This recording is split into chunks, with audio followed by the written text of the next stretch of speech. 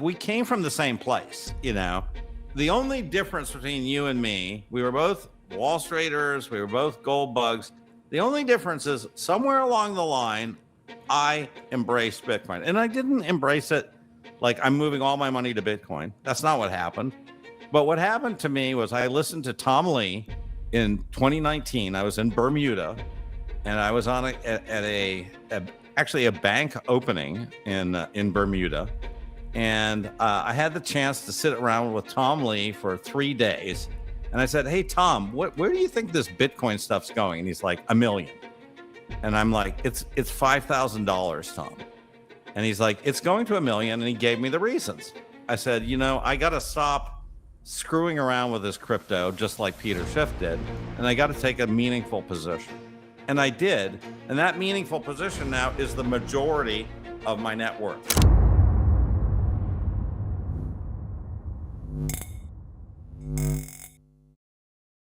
Bitcoin is heading for an unprecedented price milestone, and it's closer than anyone expects.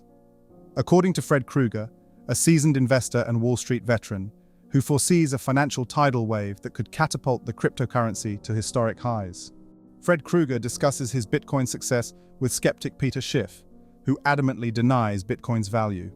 Krueger points out the big mistake that Schiff and many others have made in missing the massive opportunity that now makes up the majority of his net worth. Krueger highlights a dramatic influx of wealth flowing into Bitcoin from traditional finance institutions. He emphasizes that most people underestimate the sheer scale of this movement, and as more institutions jump into the Bitcoin game, he predicts the surge could surpass anything the market has seen before. Bitcoin's price sits just over $104,000, up over 14% just in the last month. As BTC continues past the six-figure mark, Krueger says we're about to witness unprecedented territory in cryptocurrency. Let's get right into the interview as he gives his latest Bitcoin prediction and where we're headed in the coming months. Drop your comments down below and subscribe if you enjoy the content we do here. I bought my first gold bullion from JP Morgan in Paris in 1991, sorry. All right, so that was after me. And I've owned I've never sold my gold, and by the way, I was one of the top Wall Street traders the year prior, and I took 10% of my money and I put it in gold bullion, which I still have to this day. I've also added gold coins along the way, right? So I'm a gold guy. We're not completely from different planets. I'm definitely a gold guy. And by the way, I've owned gold miners. I've owned the GLD ETF along the way. My condolences. It's been tough.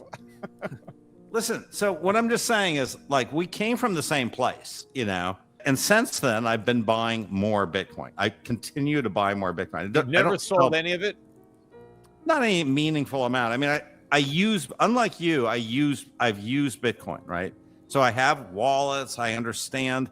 It's like you can't go to the gym by looking through the window. It doesn't give you any benefit. You have to sort of understand Bitcoin, which you don't. First of all, I hate to be crashing your Bitcoin 100,000 party, but yeah, I mean, I didn't think it would get here, though. I looked at a lot of clips that people put up where they asked me if I thought it could get there, and I said, well, it's possible it could. I'm not going to say it couldn't get there. So it's not like I said there's no way it could get there. I always acknowledged that it could get there, and I don't think it would have gotten there but for the election of Trump. I think if Trump had lost the election, Bitcoin would be less than half its current price, maybe quite a bit less. So I think it's very ironic that it's the government bailout that's really propping up Bitcoin at the moment.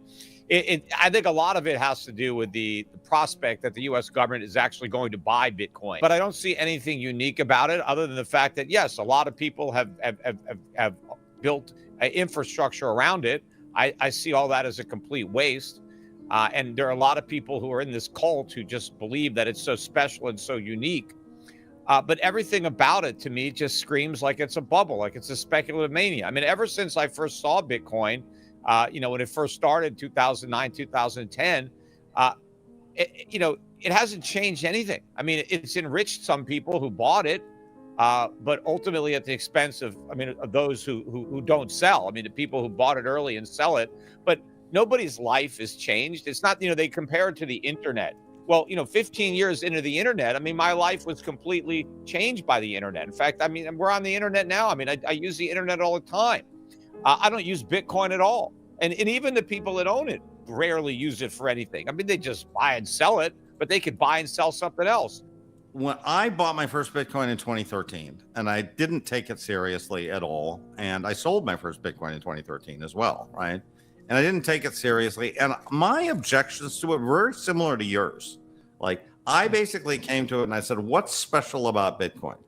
And as a tech guy, because I sold many tech companies, I kept on thinking there's going to be a bigger, faster, cheaper, better UI version of this thing, right? So I thought Bitcoin's going to be like the MySpace, and there's going to be a Facebook after it, or it'll be the Lycos. Yeah.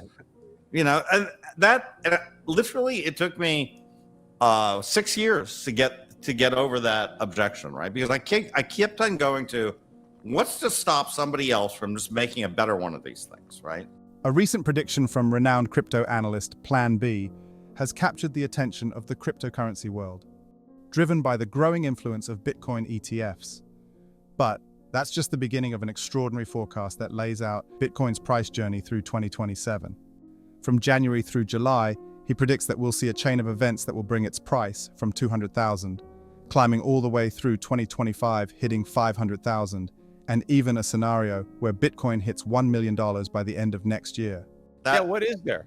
Okay, so, well, first of all, Peter, if you don't understand that, you don't get Bitcoin, right? Because that is the fundamental problem differentiator between Bitcoin and every copy of Bitcoin. Forget other things like Ethereum or Solana or other things, right?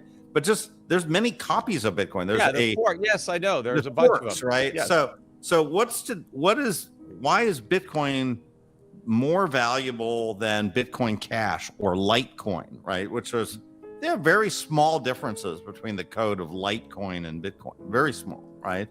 And the difference is it's a network, right? So it's sort of like the difference between, what is the difference between eBay and a complete copy of eBay that is running on Rand's server, right? It's not hard to, at this point, get a copy of eBay running on Rand. The difference is the people, it's the network, right? So Bitcoin is a network with 100 million participants in network, and humans using that, 100 plus 200 million people use Bitcoin, and it is an enormous amount of investment is been put into the Bitcoin ecosystem, and not just, you say it's a waste of money, but it's not. This is people are investing their life savings into this infrastructure, right? And this is a new convention, just like money was a new convention, right? Just like gold was. Before gold, there were seashells, there were other kind of artifacts that were used.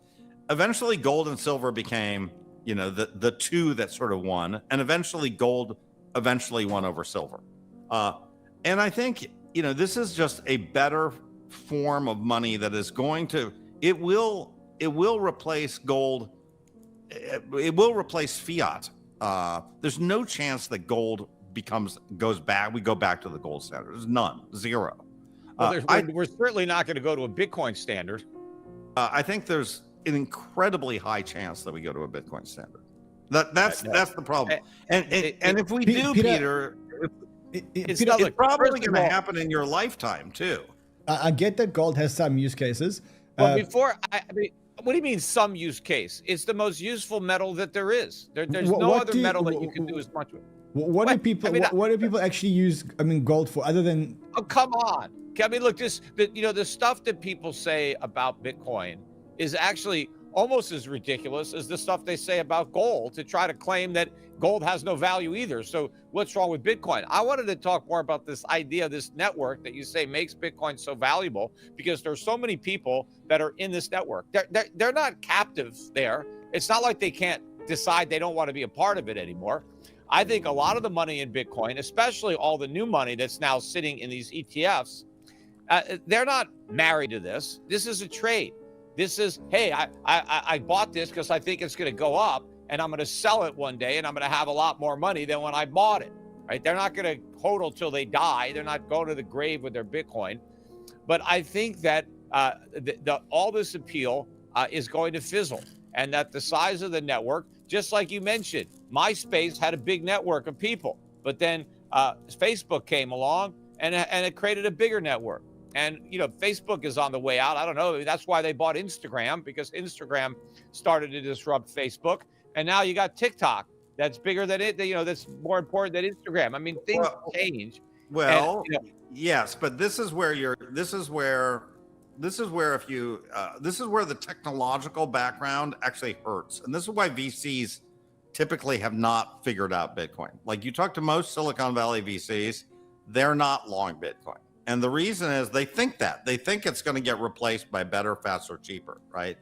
And, you know, I made this mistake early in my crypto journey too, because I got seduced by this blockchain called EOS, right? These guys raised, yes. and you know Brock. I know. Yeah, Brock's my neighbor. Yes, he started EOS. And you know, he's my friend too. Look, so, you know, like, we're friends, and I created the first, you know, wallet for EOS way back when, right? And it became, you know, but the problem is, and, you know, there's a new one now. It's just, you know, there's Solana, you know, it's sort of the new EOS, right? This idea of better, faster, there'll be something that'll be newer and faster and better than Solana down the road. Who knows, right? But these things in tech people think the problem is payments. That's not the problem. It's here. The problem is digital scarcity. Can you create something digital that's not a way to make money, but it's just a way to save your money, right? And that's the primary use case of Bitcoin. Krueger shares his bold predictions for Bitcoin in the months ahead. Now that he's laser-focused on Bitcoin, Krueger not only lays out the revolutionary Bitcoin power law model, but also explains why he believes a $1 million Bitcoin isn't just possible, it's inevitable. He says the current volatility is a natural phase of Bitcoin's maturation and could present a once-in-a-lifetime investment opportunity. Krueger highlights how Bitcoin's decentralized nature and finite supply make it uniquely positioned to withstand economic turbulence, asserting that it will eventually outcompete traditional fiat currencies. His conviction? Bitcoin isn't just a speculative asset, it's the future of money, and those who invest now could be part of a financial revolution.